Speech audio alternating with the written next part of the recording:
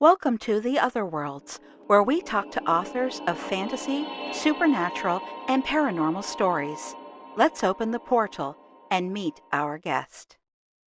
Hello, my name is Sandra Tan, and I am joined today by Tanya Pell.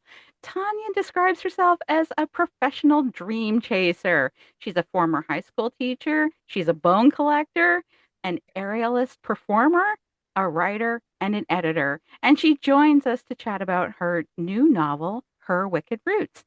Tanya, thank you for joining me today. Thank you for having me. How are you feeling? As we record this, by the time that people listen to this, your book will be out. But as we're recording this, it's a few weeks away. How are you feeling as you prepare for the launch? Um, I have actually the an early launch next week. So I'm like less than a week out from the Charlotte launch. And so I'm good. I guess I haven't really given it much thought. I know that sounds ridiculous, but I've just been, so busy with other things, and I have my children and, my dogs and all the book adjacent things that happen. So I've just been keeping busy, which is kind of what I always do. I fill time. If there is time to be had, I will fill it. So, Well, sometimes that's not a bad thing because it keeps you from overthinking, right? right. I do plenty of that. Like, I don't have time to overthink this. I'll overthink things that don't matter. Yeah, and actually, it's funny that we're talking about that because in an interview on shortwave radio, you said that you're an overthinker. and Yes. and that when it comes to writing, you want everything to make sense, but of course in horror things often don't. So what's your coping mechanism to let go of that desire to check all the boxes and have everything line up perfectly and make perfect sense? I'm really good at collecting lore. So even if it never makes it into the book, I have the lore somewhere in a notebook. Because every book has its own notebook, and that is where I collect like little tidbits of lore that even if they don't make it, they're in there somewhere, or they're in like version one, final, not real final, saved copy. But I do my best to keep myself accountable with and like had to have answers just for my own well-being at all times. Like, well, how would this logically work? Well, it wouldn't. Okay, well, let's make it. So, um, I actually just finished annotating a copy of Her Wicked Roots for a giveaway. And so there are parts of that that include the lore about why this happened and who this is, like who this is and why this exists, just in that. So I hope you saved a copy of those notes because you could sell annotated copies of your book. my husband's like, "You're giving this away? Don't you want to keep it?" I was like, it's all up here and in the notebook. Yeah, well, I just saw that Sabaa Tahir's novel Air is coming out in a special edition in November, and Hmm. I have a copy here, and I've read it, and so I was watching the information about the special edition, and then they said there's annotations in the book. Oh, sold! I'm so interested to read all the notes. It's like, well, that's mine now. Yeah, well, I'm saying there's a market for that. So since you are an overthinker, I just wondered because, horror being horror, and sometimes there are things that don't always, make logical sense because horror steps outside of the laws of this universe a lot of the time. So, is there any movie or book that has, kept you up at night while you've been trying to piece out how did this happen? Or how does this make sense? Um, so I do try, and I with Her Wicked Roots being a gothic, there aren't as many, but I do try in my other work to talk a little bit about physics or math or just kind of make jokes. I do a lot of jokes about Schrodinger's cat. Um So Event Horizon was always one that I absolutely loved, like the idea of how an event horizon actually works, and then the film itself. So that's one I really, really love. And uh, I love space horror in general because space horror does tend to revolve around a lot of um, physics meets assumption because we simply just don't know. Um, so I really do love the speculation of space horror while trying to apply what we understand of physics and mechanics and engineering. And so I really do love that. Recently, however, I I am a big gamer and I absolutely loved the game Until Dawn. Um, which, if you're not familiar with the game, you have a bunch of friends that have gone to a ski lodge to kind of give themselves closure over an accident that happened the year prior. And the goal of the game is to keep everyone alive till dawn. That is the primary goal of the game. Or you could play my husband's route, which was manage to kill absolutely everyone. It was fascinating. Like those were choices. But I just watched 2 days ago the film adaptation of Until Dawn, and I am still trying to wrap my head around one of the deaths during the course of the night. And I was texting my sister like mad, who also played the game. I was like, explain the water to me. She's like, I can't. I was like, I need to understand the water death. She's like, I can't explain it. So I have questions. I feel like there was some editing things left out of that film. Yeah, it's a curse when writing, and sometimes it's a curse when enjoying entertainment because then you're like, Yeah. wait, what? Hang on. Yeah, my husband hates it because my logical brain turns on, and I go, you know that this is implausible. Like I can suspend disbelief a lot. Masked killers, yes. Possessions, yes. Wendigos, absolutely. Drinking water and then you implode? I'm not, I didn't understand. I need help. That'll become a whole new research fixation for you, right? I'm just like, give me answers. Okay, well, so to steer back into the book, um, there is an insidious nursery rhyme in the book. And I was wondering, did you draw inspiration from any particular nursery rhyme when you were coming up with that part of the book? Yeah, and so it's actually kind of a joke is I always pitched my old agent, and I still sometimes pitch my new agent with unhinged nursery rhymes when I'm pitching a project. Um, and I just enjoy it. It's just fun. And so when I did the rhyme in the book, I of course took inspiration from, Mary Mary Quite Contrary. But then I had a separate one that I used to pitch the entire book itself. But then there's also an old skipping rhyme that about Deadly Nightshade and a man who takes advantage of essentially these two girls.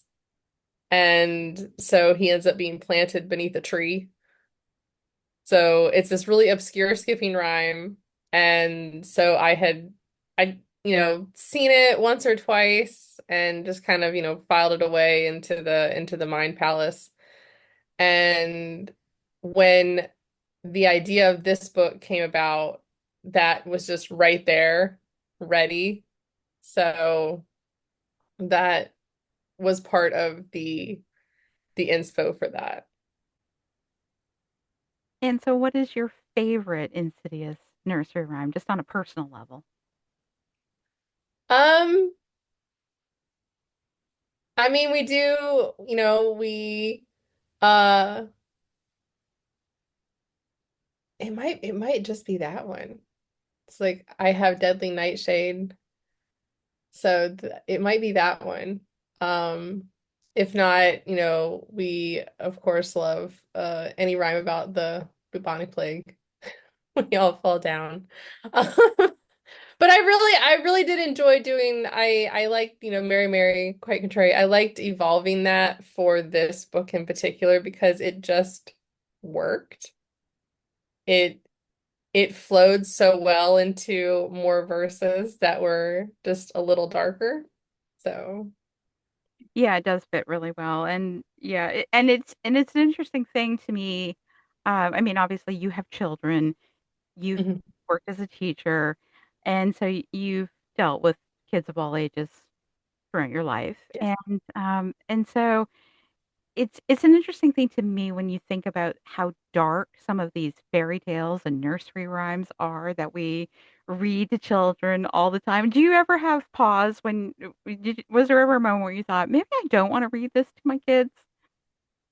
No, because I actually the exact opposite. In the before time, before I wrote fiction, I did academic theory writing. And my specialty was Gothicism and fairy tales.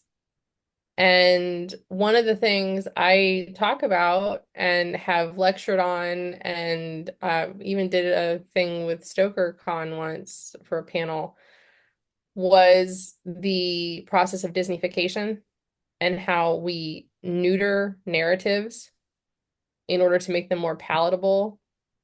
So we took these nursery rhymes, which are horrific and violent, and had something to teach you, and we essentially, as I said, we neutered that. And we're just like, now we've dressed it up, we put it in a ball gown, we've made it pretty, and now we can animate it for the screen. And don't get me wrong, I love me some Disney. Well, I mean, before all this, but I but I get that um sure, everybody wants their happily ever after, but that's just not realistic. And I think it sets up so many um, expectations, especially for young girls, on what to anticipate. Like, if you're good, you will be rewarded. Nah, nah. I mean, that's lovely, but it's also not accurate. And there's this shift that happens, and I can't even tell you when it happens, but we read kids these stories about if you're good and you behave, and if you're likable, and if you're pretty, and if you're kind, then you will have all these wonderful things happen to you. And then we, in the same breath, will say life isn't fair. So pick one, pick a lane. So no, I actually don't have the qualms about um reading the darker fairy tales to my kids, and I never did. And it actually, like I said, we had a lot more discussion, like especially with things like The Little Mermaid and how that ended. And I was just like, okay, this is a 16-year-old that just got mad one day and then runs off with the first man that she sees because she got grounded. That's and then is rewarded with that if we look at the Disney film, but if you look at the real story, the love story was secondary. So, and while this guy treats her absolutely horribly and punishes her and kind of makes a joke of her, and he goes off and marries somebody else. And all she wanted the entire time, yeah, she wanted his affection. She did love him, red flags everywhere. But what she really wanted was a soul. And so I think there's better lessons to be had from the originals if you take the time to talk them through with kids. there's a lot of the creeping philosophy in our society where if you just do X, Y, Z, everything will be fine. You won't be sick, you'll be wealthy, you'll be happy.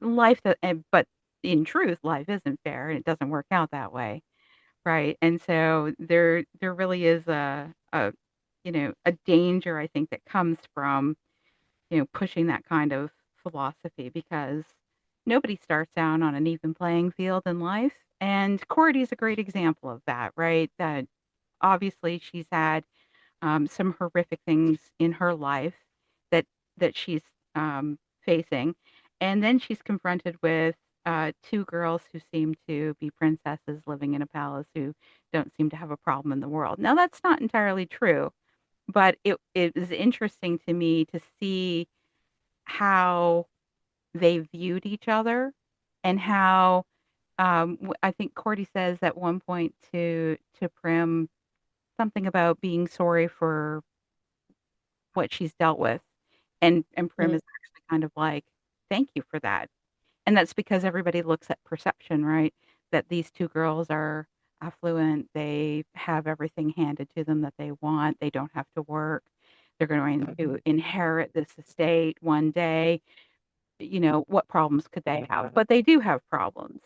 So how Mhm. do you find it in terms of balancing out their stories and um, and what was going on with them and Cordy's story when you were working through the narrative?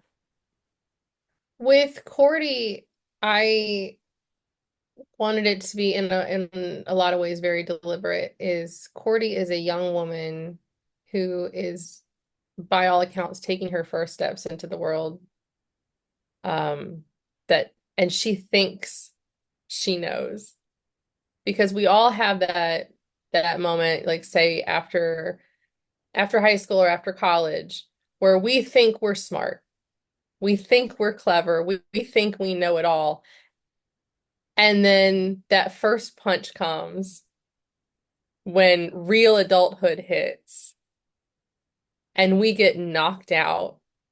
We're just like, oh, I was not as smart as I thought I was.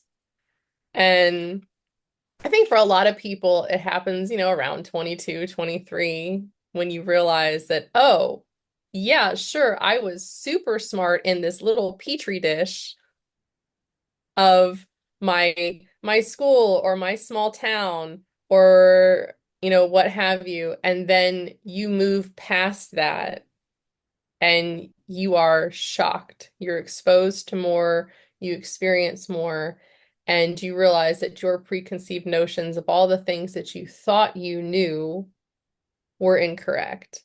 And so for Cordy, I wanted it to be throughout the story because the story only takes place over the course of a few weeks. She's learning, but no one learns overnight. And so the way I approached Cordy was almost like the fool in the tarot deck. So the character that's going on their first real adventure, so to speak, but doesn't know what they don't know and is oblivious to it. Whereas Prim and Briar, who exist again in another petri dish, pun intended, um, with the four walls of this manor and the garden, and they have never experienced any life outside what enters their house, they would have a complete different opinion than Corey's. Where they recognize they know so much. They know so much more than the average person because of the education that they've received, far beyond what girls at that time period would have been allowed to have or expected to have. And yet they have no concept of how the outside world works because all they've ever been told is it's bad. Down with the patriarchy, yay. All great things in theory, but then they never had a chance to make anything applicable. So all they knew was to fear and to hate. And all Cordy had ever wanted was to love and be free. So you have these two, I won't say two characters, three characters, but two different opinions kind of like smashing against each other in a very small setting. Yeah, which is very interesting in terms of how that plays out, and it kind of ties into one of the things in the book that believe it's Prim that says that when you're learning how to play chess, that you need to know your opponent, and that and it was interesting to me when I was thinking about that because I'm not a master chess player, but I played a little bit, and I was thinking like I can see that people fall into the category of either being very much an offensive or a defensive player when it comes to chess, and that says a lot about them and their moves. And I was wondering, do you play chess? Like, is it something that you play a lot and enjoy, or is it something that you just drew from for this particular, part of the book? I do not play chess at all. It's fun again because it's one of those situations where um again I love to make a lot of math and physics jokes and but I also I love we love games. We're a big gaming family. Tabletop games, video games. And with the book and the girls, I was like, what could they play that would reveal a little bit more about their personality? You know, they play a few games in the book, hide and seek, you know, tag in a way. Um, but chess seemed the best way to showcase their personalities. So, like all three girls. Yeah, no, I thought it was really effective. So you did a great job with it. In my opinion. So it's also a powerful image because there's just a lot of interesting references that can come with chess, like not protecting your queen, for example. Like there were just a lot of layers of meaning that came through in those lines. I bet you had some fun with them. I did. I did. I had a lot of fun, um, in general, but especially around the games that the girls play. Yeah, the hide and seek, it's an interesting thing when you're.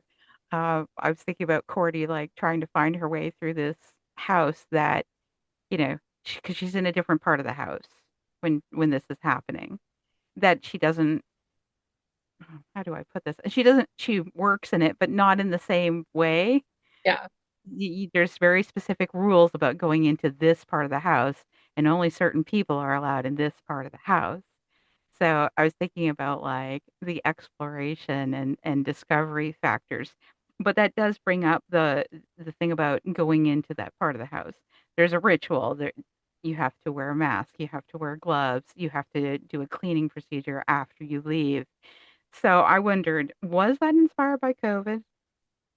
partly yes. The masks were I in when we were all isolating and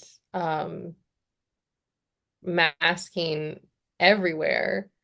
I had a friend of mine that and made masks and then also embroidered some, and I had these masks that were embroidered with flowers and such. And so when the idea of the book hit, it only made sense to me to have these masks with these embroidered flowers. And it made sense again to have Briar be the one that is embroidering everything because this is something that she would enjoy. This is something that would occupy her time where she can like get better and better and better as Prim does with painting. So, but yes, so the masks and the quote unquote ritual cleansing was very much COVID inspired. Now it seems though, and I really don't know because I have not done in-depth studies of poisons, Mm. for example, or of botany. So I was kind of wondering how much research that you had to do for the different elements that you were weaving into the story.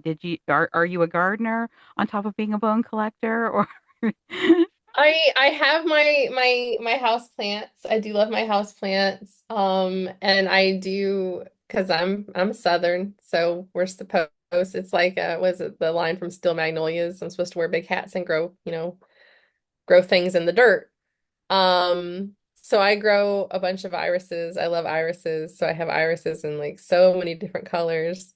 I do a lot of ivy, crepe myrtle, things like that. Red caps. But when I was researching the book, I really loved The Hidden Life of Trees. That was a wonderful book for this, along with I have to see the title. Wicked Plants. It's like I think it's the plant that killed Lincoln's mother or something like that. Was another good one. Um, I didn't delve too much into the greater theory, like cross culture and things like that. But I did look into how plants communicate, how they survive, um, how they take an active role in not only their survival, but the survival of their family, quote unquote. So the plants around them, like if you consider like certain bushes will grow differently on the bottom than the top. So they'll actually grow leaves that are painful, sharp, with edges along the bottom to keep critters away, but then on the top they'll smooth out because those aren't at risk. Ivy will strangle anything and it will just steal the nutrients from anything. Kudzu is big in the South, and I mean I have waged war with kudzu. Those roots go 6 feet deep, and then they tunnel and burrow and they sprout up somewhere else, and then they tunnel and burrow and sprout up somewhere else. And the only way to basically get rid of kudzu for good, I mean, have goats come in, but you have to like smother it to death. So like a tarp for a year. You just have to suffocate it, so that it'll finally go off in another direction. But so that really interested me more than anything else is how they communicate and how they take an active role in, again, they're not only their survival, but the survival of their companions, or in some situations, the way they actually kill off things that are close by so that they have a better chance. So, that's really interesting because I mean when I read the line roots have to work too hard if the soil is too tight. I was like, huh, it's funny because I mean I don't have a green thumb. I wish I did, but I really don't. I can kill any plant. mhm. Sorry to say, but I'm sorry I if they come for revenge one day. it could very much happen. But yeah, if you pack soil too tight, like, and a lot of when kids are planting, we did a lot of like egg carton planters when my littles were little. And but if you pack it too tight, because that's the instinct is to pack down, pack down, pack down, get as much in there as possible. And you're like, no, you're not giving it more. More does not mean better, more just means more. And if you're packing it, then you're not giving any room for something to grow. And I just think it's kind of a tell for lots of things. The more you push down, the more you smother. So Yeah, no, it's a powerful image, really, if you stop to think about it. Because I was thinking, that was one of those lines where I stopped and I was thinking, like, you know, about how applicable that is, because I kept thinking about Cordy's background in the orphanage Hmm. and how oppressive it was, and how suffocating, and all of the different forces coming at you from every side, when you're in an environment like that. And it felt like very much like, a bit of a metaphor for that, because like you're in when things are coming at you from all directions and pressing in against you, it doesn't give you room to breathe. And it's very hard for somebody to flourish in an environment like that. And the one advantage that she had through her most of her life and her time at the orphanage was her brother, who, gave her that little bit of protection, that little Hmm. bit of space. So Hmm. I was thinking about that a lot, because you know, you're dealing with all of the girls, the women who find themselves working um, at this home. Uh, they all were victims in some capacity. And so you're telling a lot of victim stories. And I was wondering, like, where you decided that you wanted to have that come in, and how much, like, how did you balance out how much you wanted to share about each person's background and what they had experienced in their life in the story? Um, so I had, well, like I said, when I was annotating, there's some points about like I'd wanted longer scenes with certain characters, like some of the other help, like Moira especially. I would have really liked to have a whole thing with just Moira. But you have to cut for pacing and things of that nature. But really, I just wanted it to be um enough that you had to ask yourself, was or is Lady Evangeline right? Like this is her philosophy. This is her opinion on things. She's created this home which she is trying to market as a haven for women who don't want to live in a patriarchal society. But the problem is that she perverts it. So all these good intentions that she has are blinded by hubris.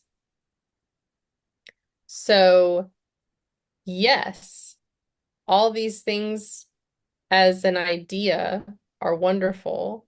However, when you start having power plays, as she does, you are really kind of going against your own philosophy at a certain point.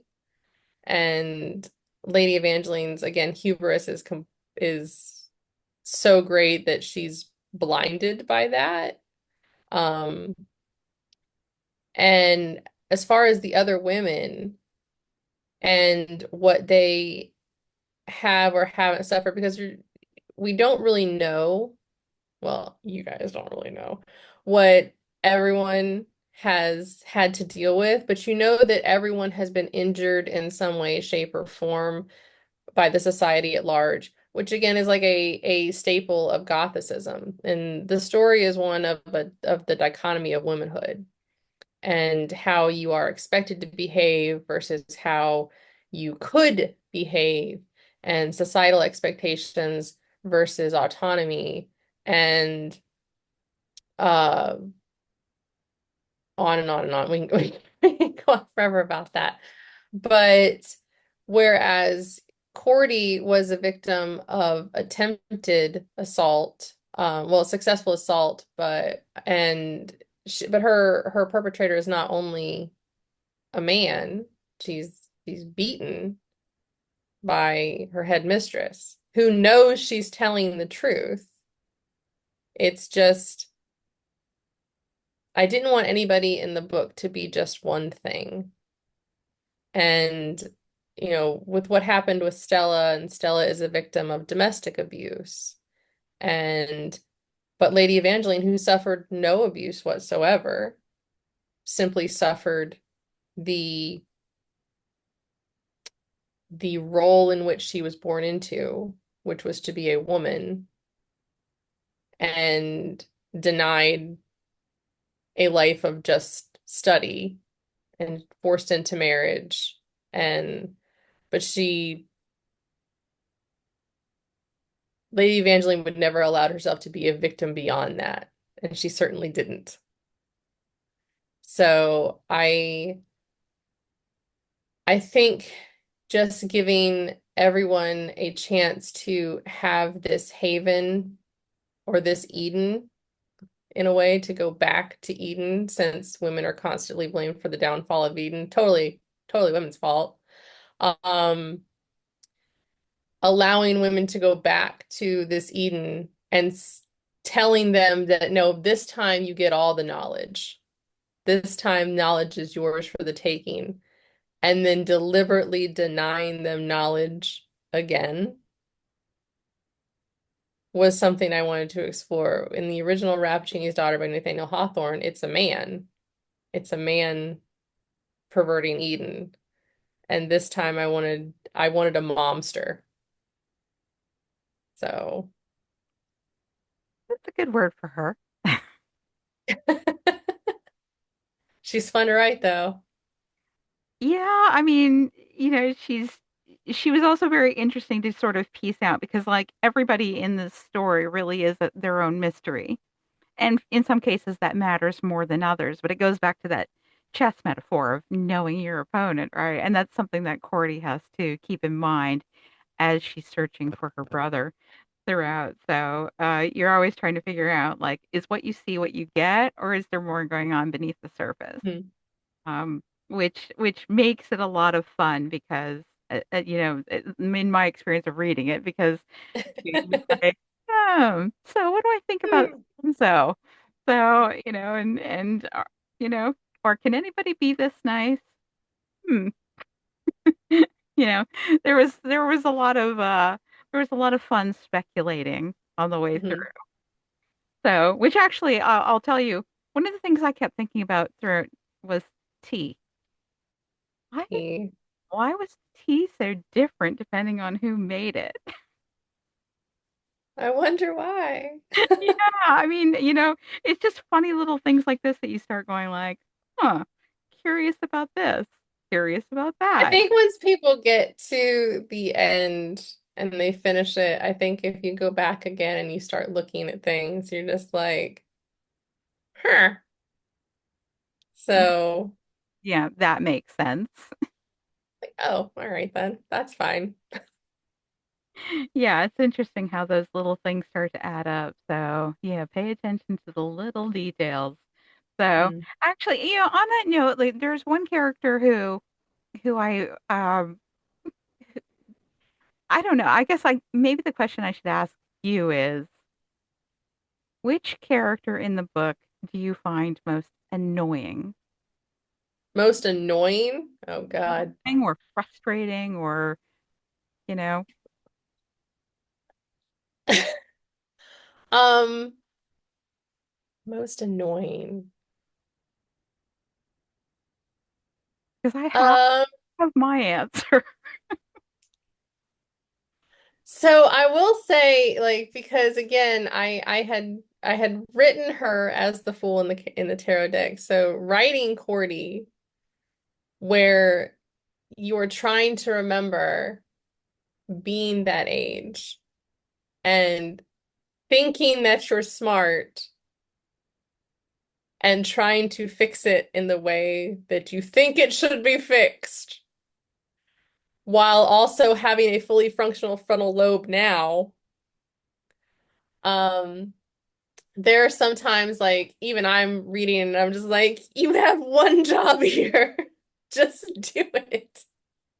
And I had a couple of readers reach out, be like, okay, so Cordy becomes really dumb around pretty girls. And I was like, who doesn't?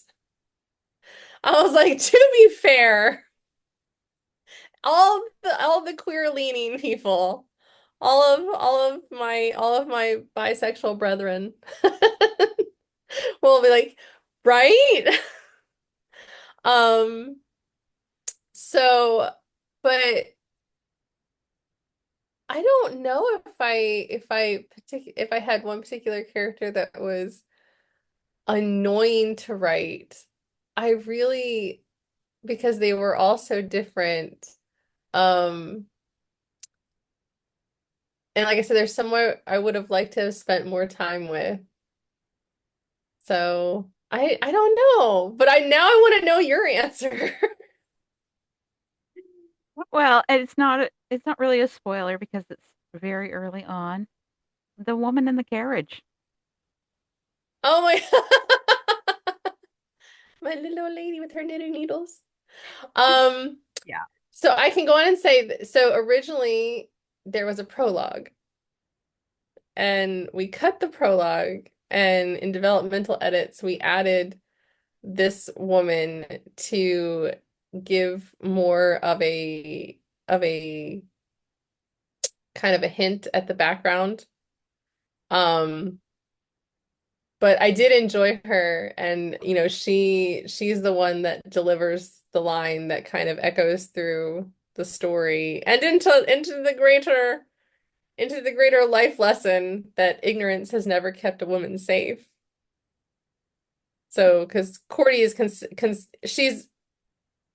she's ignorant, she just doesn't know because that's what that is. It's not stupidity, it's ignorance. And in a lot of cases, in most cases of the book, the women, um, the girls, the servants, Cordy, the villagers, they are choosing ignorant. So by her telling us that ignorance has never kept a woman safe, she's essentially all Cordy has to do is ask, and Cordy doesn't ask. But of course, if she had asked in the first chapter, there wouldn't be the rest of the book. So, Well, I mean, maybe yes and maybe no. Like some stranger tells you something, why should you believe them? There's mhm. that goes through your head too. But to me, I was just like, why would you make somebody ask anyways? You believe that I mean, it was the about face. That was the thing that just kind of infuriated me about her. Was like, you don't really care about this person. You're just like, oh, you're not going to do what I say? Done with you. Like that was the way it came off to me. And I don't know, maybe because there's just been moments in my life where people have been sort of like, oh, well, if that's what you choose to do. And they knew all of this stuff, but they were like, I'm not going to tell you. I'm going to let you learn on your own. That was how it read off to me. Just like annoying person. She's like, I've not got time for this. She's like, you're gonna mess up. You're gonna mess up. Yeah. So, I mean, and it's also interesting that one of the people who is the nicest to Cordy in the entire book is a man at the beginning. mhm.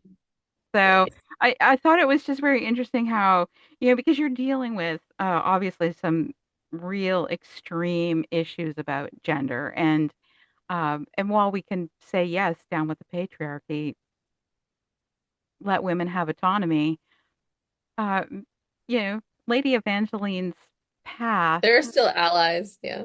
Yeah. Well, that's the thing is that her path just instead of being on one extreme over here, she went all the way to the other extreme. And, and that's not healthy either, you Right. know, but it does force Cordy to think through because how can you deny the evidence that's in front of you when you see all of these people who have suffered because of men? When without spoiling, because there's another character in the book that you think of as one way, and then you realize how far the zealotry goes. And I think that I think that's when any good intention starts to get lost, the message gets lost, is when we move so far into zealotry that you can no longer distinguish friend from foe. It is black and white, and then we no longer see the shades of gray. And the first man that she encounters in the story is actually this genuinely concerned father figure who's kind of like, are you really sure that this is where you want to be? I don't mind taking you to the next town. He has no other motive. He's just, you look about my daughter's age. I'm a little worried about you. And she has this moment of realization that there are kind people in the world, even while she has only been brutalized, especially by men. And then, of course, the next man she meets just lies to her face.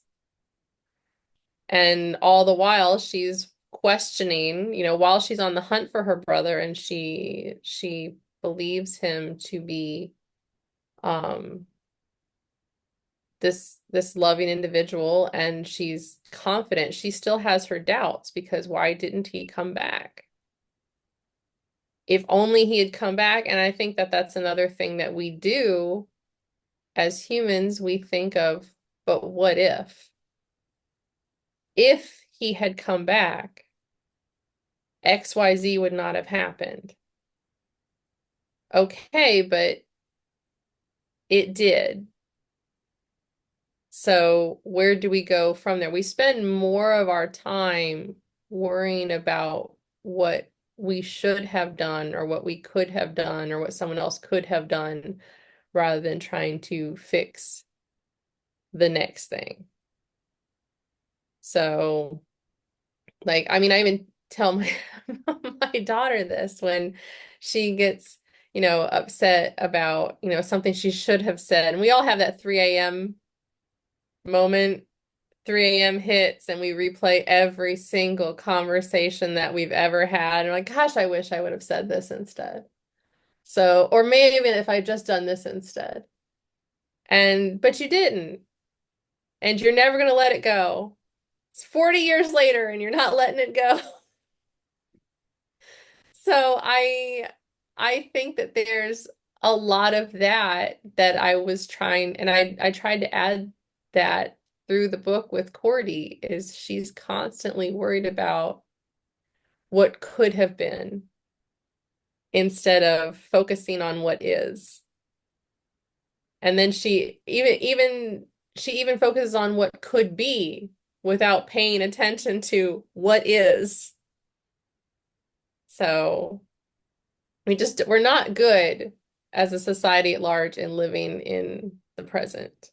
We're waiting for something to happen, or bemoaning something that didn't happen. We're not learning. We're just we're angry.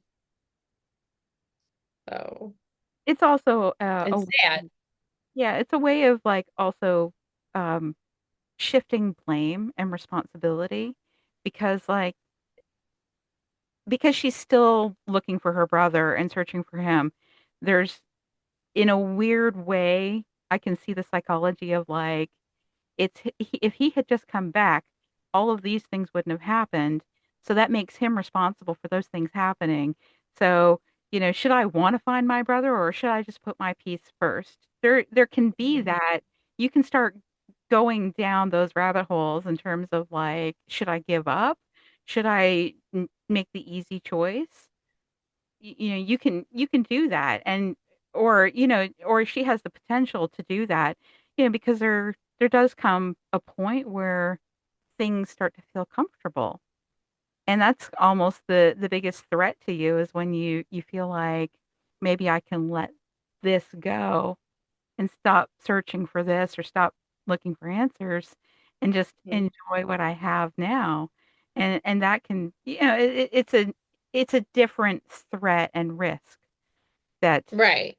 that lurks underneath in the book. Yeah, and part of this was this idea of the toxic, pun intended, family dynamic is Cordy's perception of family is love, home, belonging, and yet arriving at Edenfield, which seems again this perfect Eden where everyone's kind and everyone is, they're all sisters and they're all looking out for each other. But the girls are the first to admit, no, our mother, we don't really have that kind of relationship. We love each other, but our mother has a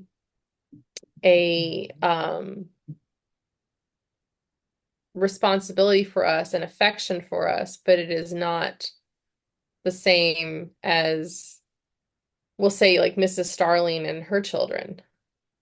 Um, there is a difference. It's not the same as Cordy and her brother. So there's genuine affection born from, years and years and struggle, and not just the fact that you're blood related. So there is this whole aspect of found family, and especially for someone like Cordy who had been othered. So, and by being queer and being an orphan and being left alone and being um, targeted for so long, to come into this household where everybody is accepting and generous and considerate, and no one seems to, they don't question her, they don't um, abuse her, they don't make her feel uncomfortable. She's welcomed in from day one. And that kind of belonging, I think, is something that everyone is looking for. And when you get it, there's this relief that happens. But there's also the suspicion that follows. And so Cordy's dealing with that throughout. And then at the same time, searching for her brother, who she does feel genuine affection for, and also a sense of obligation, and also some resentment, because family's not neat. It's not easy. It's work. Plus falling in love with, or what she believes is love, with someone that she thinks is her superior. Oh. There's Nothing's neat. Nothing is easy. There's no easy relationship, and I wanted that to be part of it. Is I wanted things, especially in new relationships, new friendships, new love interests. Everything seems easy, but that's because you haven't had the time to put the work in. Yeah, no, it does a great job of showing how even good things or what seem to be good things can be threats and dangers and risks. And Yeah. and so you're dealing with she's got those things coming at her from all sides. So it adds a lot of extra layers to the book because it's there's a part of me that goes, this book has got a lot of psychological horror happening in just different ways throughout. Because I had somebody ask me, oh, is it botanical horror? And I was like, partly. It's it it was my love letter to the Gothic.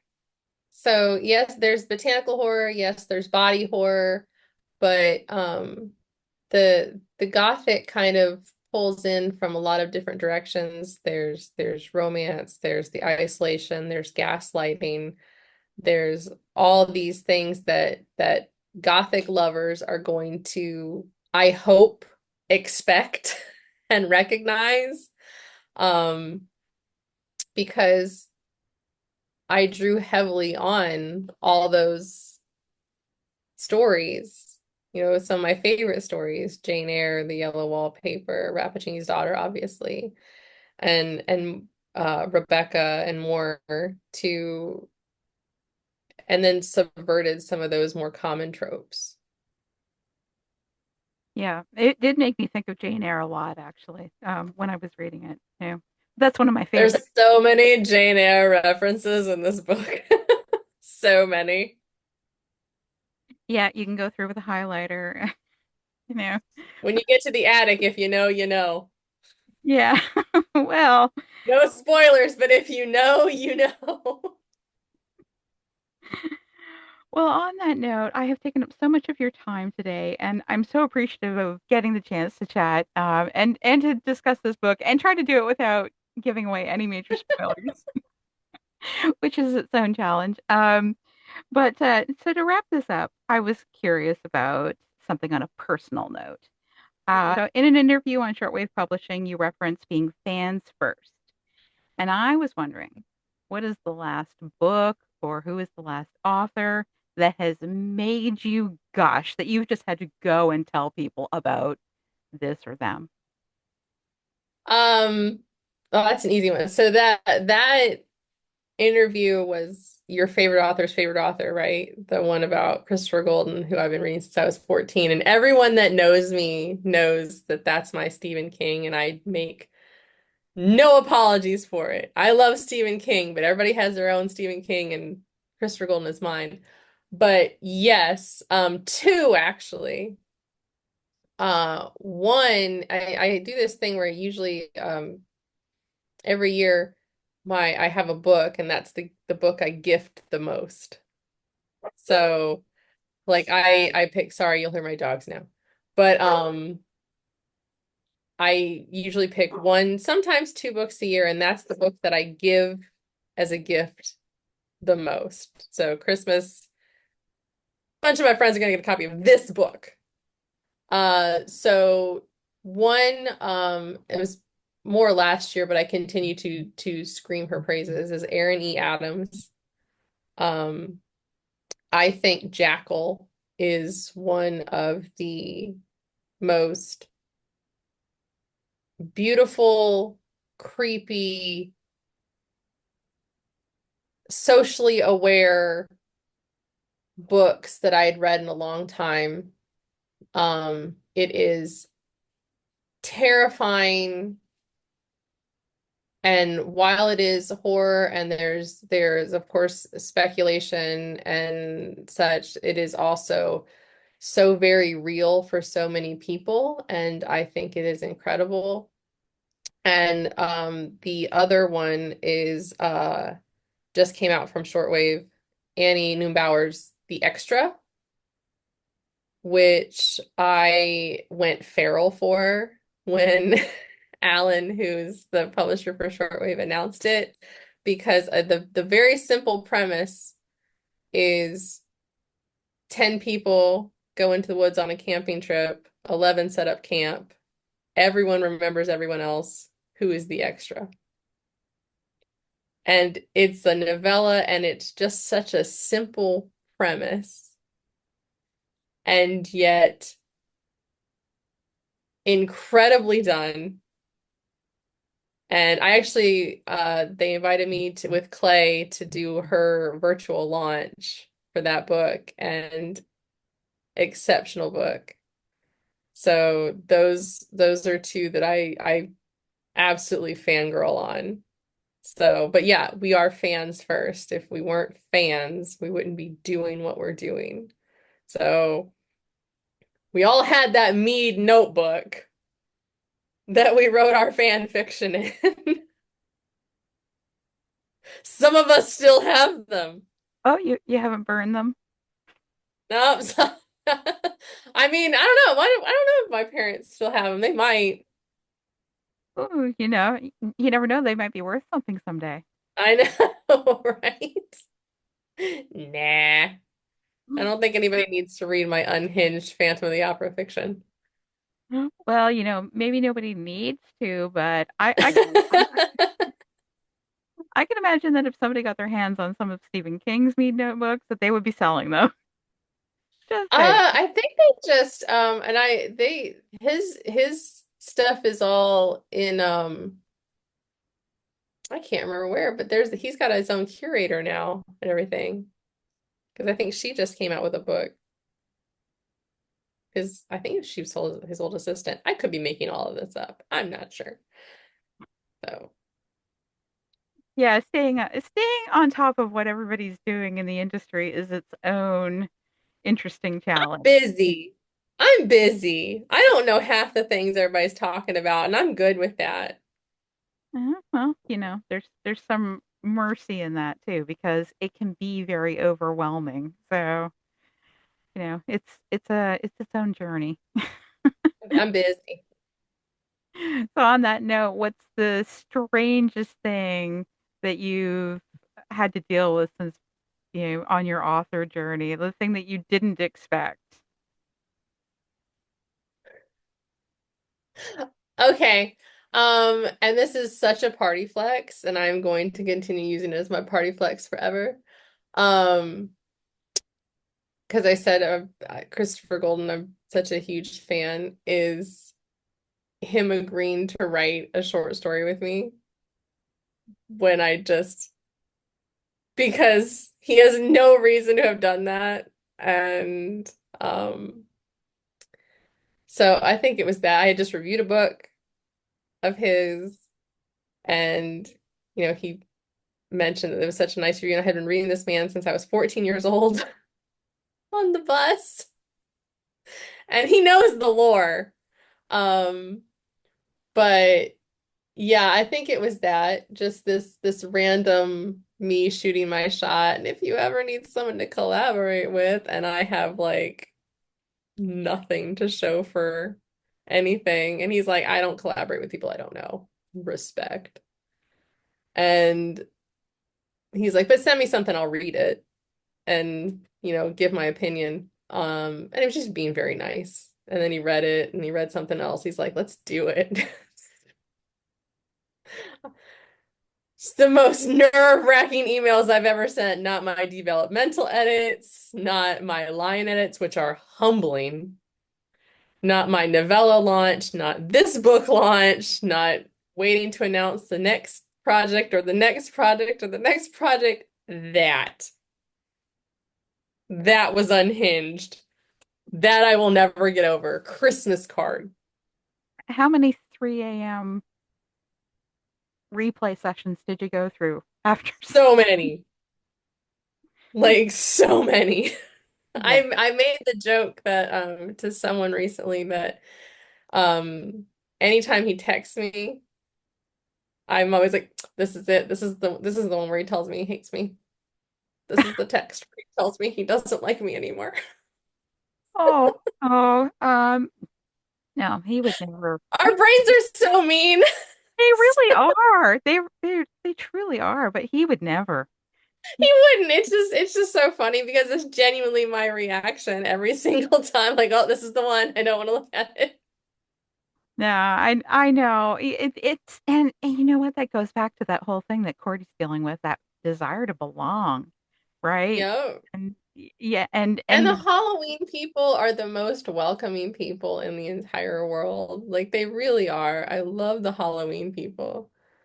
So it's just like it's like a big family reunion every single time. Like I just had Spooktastic and I'm about to do Merrimack, and that I said one time I want to come as just fan. So I can just run around and like give everybody hugs and talk books instead of sitting at my table and being an adult. yeah, that's the dilemma, right? It's wonderful to appear as an author, but then you miss out on the opportunities to go around and see all the people that you want to gush over. Yeah. At StokerCon, everybody knows what to expect at this point. Like, oh, there's Tanya with her puppy energy. Hey, you know what? There's nothing wrong with that. I just feel like the genuine enthusiasm, isn't it so nice to be able to talk to people who you really want to talk to, and to Yeah, feel like somebody's looking forward to talking to you as well. Like may you have a fan who is you to Christopher is to you as you are to Christopher Golden. Like, I know. didn't No, that's everybody have weird. that? I just argued with him actually. because he at Spooktastic, because he's like, why would, because he and Brian Keene just did the anthology, The End of the World as We Know It. And he's like, why would he say yes? Why would he say yes? I was like, why did you say yes to me? And he's like, it's not the same thing. I was like, I was like, it's the same thing to me. So, and I had a friend on standby who's known me for years, and I was like, is it the same thing? She's like, it's the same thing. Yeah, but it's always different when you're the person there. I Again, know. I when people talking to me about how much they love Cicada or her Wicked Roots, and I'm just like, really? That's so nice. I was like, why is everybody being so nice? yeah, you're gonna get used to all that though, eventually. No. Well, you at least won't be surprised. No. I think I'll continue to be surprised. Be like, all right, that's so nice. Perception. Well, it has been wonderful getting a chance to chat with you today, and I'm so excited for your book to come out and for people to, um, discover it and to finally be able to talk about the ending with some other people who've read it. I know. Like the number of times I keep getting, really? Yeah, I'm not surprised that you're getting some of those reactions. So, Like, thank you so much for joining me today. thank you so much for having me.